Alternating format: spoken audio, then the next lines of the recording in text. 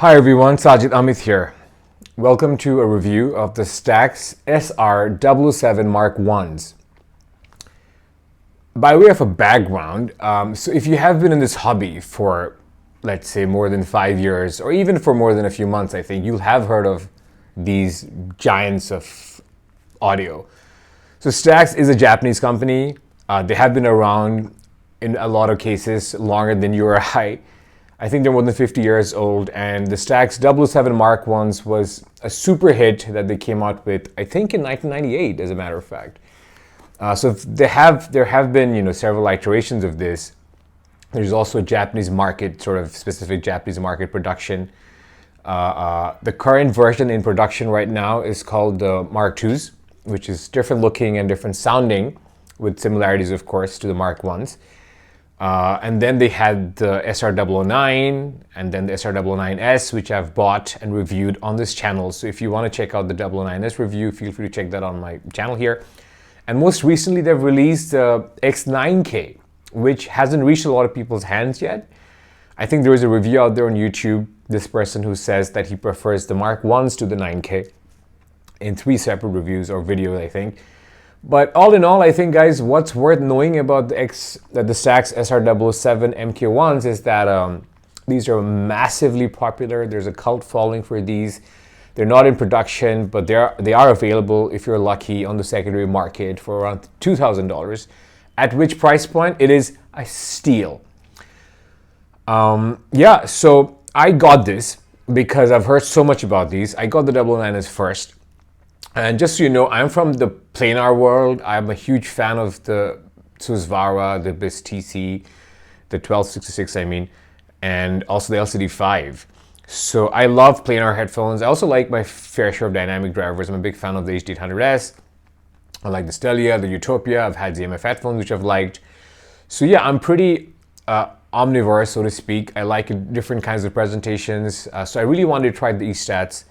And a lot of people even respected Estat files, so to speak. And Stax does have a cult following globally, often sort of, called the Stax Mafia, in jest, of course. And so you can head over to headcase.com to see conversations between Estat files, so to speak. And you'll see that this headphone keeps being referred to as the benchmark. And many people who own even the SR-009S tend to prefer this. And I wanted to find out why. So to get into why I think this is so immensely popular and almost like a timeless headphone, this does not sound like a lot of Estats I've heard. A quick primer on what Estats sound like, coming from someone who's not an Estat expert, I have to admit, because I have not been in the Estat game for as long as I have been into other kinds of headphone technologies. And if you have read Estat sound descriptions, I think the first word you've all come across is ethereal, perhaps airy, or other descriptive terms that define or describe the treble. So Estats are generally synonymous with good treble presentation, and I think a lot of you might have also heard that Estats don't have good bass. So where I'm going with this is that this particular headphone is a total anomaly when it comes to, especially the reference to bass, because this is a Bassy set. This is a Bassy headphone by any standard. As a caveat, the chain that I'm driving this with is the R2R DAG, the Hollow Audio May, and the Kevin Gilmore designed KG-SSHV Carbon, which is a solid state amp, pretty powerful, that a lot of people say is necessary to bring out the bass in a lot of Stax headphones. And that might be true. I have heard other Stax amps and so forth, and I do think the KG-SSHV Carbon that I have tends to sound bassier. But whatever the case might be, on my rig, this is as bassy as headphones get.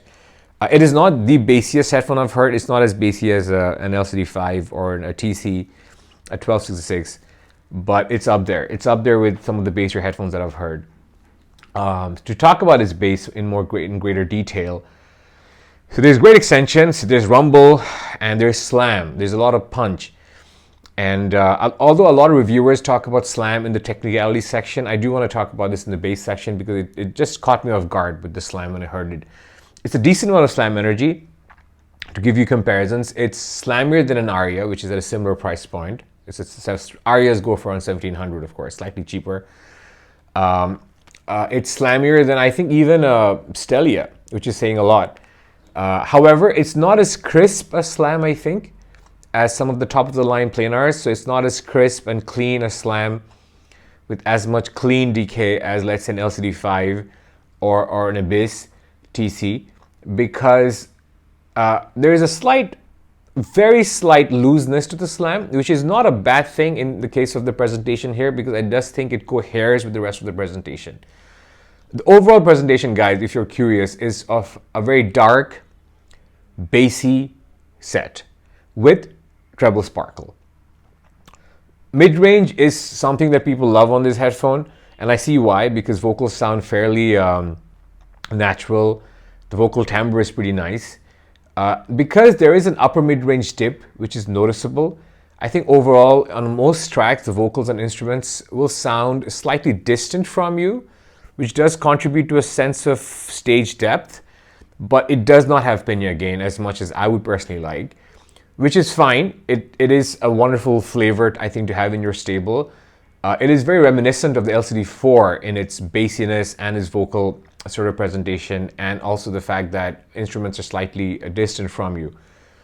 Treble-wise, like I said, it's sparkly, but it's not bright at all, because it is overall a dark headphone, but somehow Stax manages to tune it such that you still get good air frequencies, you get good sparkle, so claps sound very lifelike if you're listening to a live sort of track, and breathing is pretty noticeable on vocals that have a fair amount of air, so that air is nicely captured, so you like vocals on this overall. And I do feel that a lot of people who like vocals tend to gravitate towards Stax. Not everyone, of course, because nowadays you can get great vocals of, let's say, Susvara or even HD800 has great vocals. But I've generally seen a correlation between people who like vocal-based music, acoustic music, and Stax headphones. But with this particular Stax headphone, I think you'll also like modern genres. Moving on to technical performance, first of all, detail retrieval, by which I mean how much information from a track a headphone is able to retrieve for you. This does very well. This does punches far above its price point. I've heard one or two friends, I've had one or two friends tell me that this is as retrieving of details as a top-of-the-line planar, and that is not true, I think. It's not as detailed as a Susvara or a TC or an LCD5. That is pretty evident to me. It is not as retrieving as an SR-009S or an SR-009. But for the price that you can get it for, which is around $2,000, the details here are pretty impressive. It is more detailed than an Aria. It is more detailed than a Stelia. It is more detailed than an Empyrean. As a matter of fact, for the price of an Empyrean, even the Elite, I think I would prefer this. Yeah, it's fair pricing, in my opinion, guys, would be around $3,000, I think. But yeah, so it is a wonderful headphone for its price. But to continue the discussion on technicalities, imaging wise, it images fairly well, but the images are, I think, to my ears, are not as distinct or as large as on an 009S. Soundstage I've talked about briefly. I'm yet to hear a Stax headphone that has a huge or a wide stage rather. I've heard, like I said, the SR-009, the 009S, and the 007 Mark 1s now. But the stage is very deep, and that's the case with all Stax headphones that I've heard. It's a pretty deep holographic stage, and if you like stage depth, you'll love this. And of course, this is further enhanced by the tonality, which, like I talked about, the upper mid-range dip in particular. And finally, in terms of dynamics and speed, it's a fast headphone. All Estats sound pretty fast. It's not as fast, I think, in transient response as, let's say, a Susvara or a TC or a SR-009S, but it's a fairly fast headphone if that matters to you. Slam I've talked about, slammy headphone, definitely impressive if you like Estats, if you want slam. And finally, timbre. It's Estat timbre, guys. It's unmistakably Estat timbre, so it's somewhat, it floats in front of you. It's not as visceral as a lot of planars and dynamics can be. So you can't sort of reach out and touch the music, if you know what I mean. So I don't want to get into more audiophile jargon to describe what Estat timbre is if you are curious, but I'm still digesting what the Estat timbre. I've also heard the HE1s, the Sennheiser HE1s, which also has a very distinct Estat timbre. I'm taking my time to figure out if the Estat timbre is for me, honestly. and I hope that will help you as I discuss the Estat timbre in my videos. But it is a very distinct Estat timbre. Some people who are critics of the Estat timbre will say that it's soft sounding. Some people will even say it's fuzzy. And of course, the word plasticky gets thrown around a lot to describe Estat timbre in a very pejorative way. To my ears, the Estat timbre is not as natural as a dynamic driver timbre or even planar timbre to me. But by and large, if you're not timbre picky, I think you'll be blown away by this headphone for its price. And even if you're timbre picky like I can be, I think you'll consider this a very impressive headphone for the price of $2,000. So yeah, so that's all I have for you. Overall, a very good headphone. It's a Bassy Estat, which is hard to find. Pretty handsome looking set, super comfortable for long listening, works with all tracks. You won't find yourself skipping tracks with this.